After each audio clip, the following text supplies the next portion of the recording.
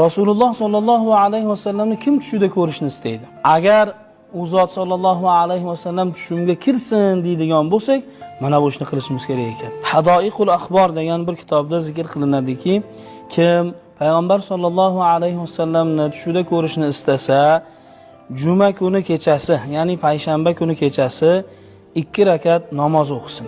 Har rakatida bir marotaba sura-i Fotiha va oyatal kursiyni 15 marotaba o'qisin. Ortidan sura-i Ixlos, ya'ni qul huvallohu ahadni o'qisin. 2 rakatda ham mana shu ishni takror qiladi va namozni tugatganidan keyin 1000 marotaba u janobimiz sollallohu alayhi vasallamga salovat yo'llaydi.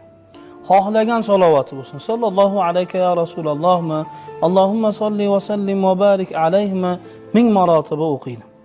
Inshaalloh o'sha kechasi yoki keyingi jumagacha inshaalloh janobimiz sollallohu alayhi